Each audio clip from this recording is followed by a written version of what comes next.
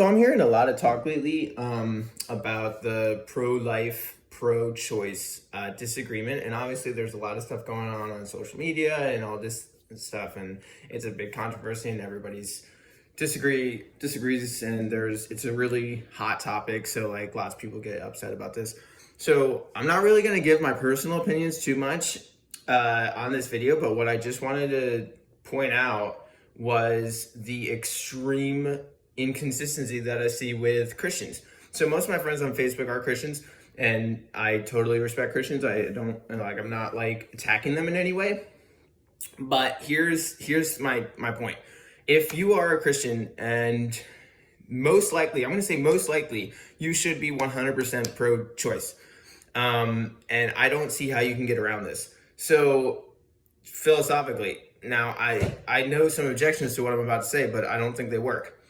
So there's either two options. Either if you're a Christian like I grew up and you have a normal, I don't want to say normal Christian view, but most Christians, I would say, either believe a person goes to heaven or they go to hell for eternity. And, there's only two options. There's no third place, no third option. Unborn fetuses, obviously, the pro-life argument would be that they're a real living human baby, and they're not like a clump of cells, so they have a soul, and they're either going to go to heaven or hell. Now, either you accept the premise that an all-loving, all-powerful, all-good God is going to torment or torture an innocent fetus that has done nothing wrong except be conceived, which wasn't their choice, in hell for eternity to burn forever. Now, if you accept that, then obviously, yes, I would say you should be 1,000,000,000% pro-life, because you wouldn't want the fetus to come into existence instantly, be taken out of existence, or be taken out of this life, be transported and burned in hell for all eternity. That would be horrible. But if you believe that an all-loving, all-good, all-powerful God does that, I don't know how you can possibly accept that idea. That's just more absurd than absurdity itself, in my opinion. So I'm going to make an assumption that most Christians would agree that terminated fetuses are going to go to heaven, because otherwise that makes no sense. So if you believe that the fetus goes to heaven, in the Christian worldview, the best possible thing that can ever happen to someone is they end up in the presence of Jesus in paradise for all eternity. There's no pain, and according to Revelation, there's no pain, there's no suffering, there's no tears. So literally what is happening is the baby is skipping this life of misery, suffering, and evil, and tragic stuff, and they're instantly going to spend eternity in paradise with Jesus, which is the best possible thing that can ever happen. Ever.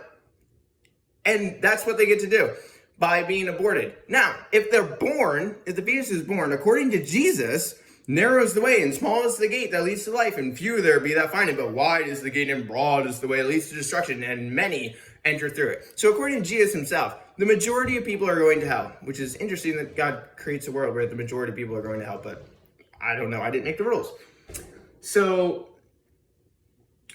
with that being the case, the majority, if the baby is born, the odds are most likely that it's not going to end up good in the end. Now, of course, it's possible. You might say, yeah, but it could obviously be saved, and then it would go to heaven. Yeah, but according to Jesus himself, most people don't. And even there's a severe rise of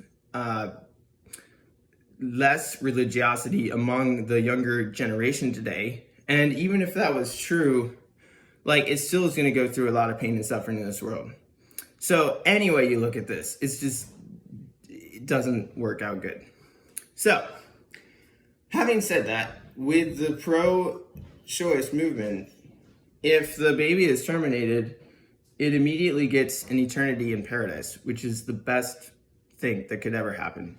So this makes no sense whatsoever that you would be upset about abortion. No sense. The only objection that I've heard of this is, well, it's still murder, and it's still wrong because you're still killing a human life, and so that's still wrong regardless. Okay, you are not the one doing it, so you're not doing anything wrong.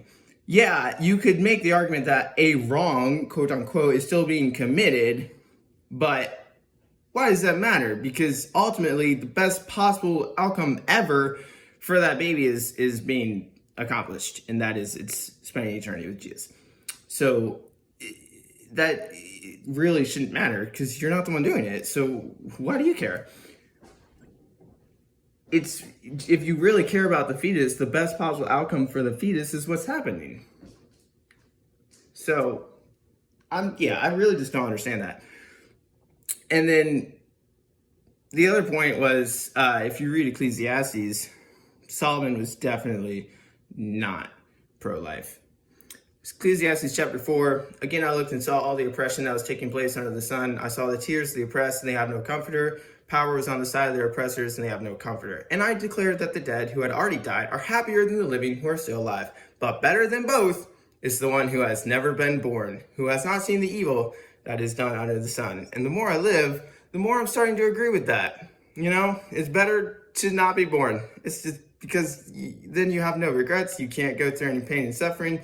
So, you know, maybe you should take a cue from Solomon, who was the wisest man, arguably, in the Bible, aside from Jesus, of course, if you believe in the Christian worldview.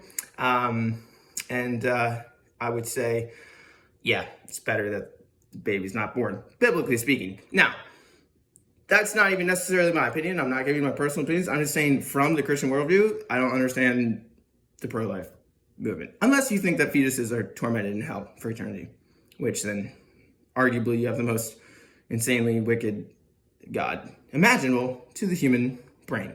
But that's just my opinion.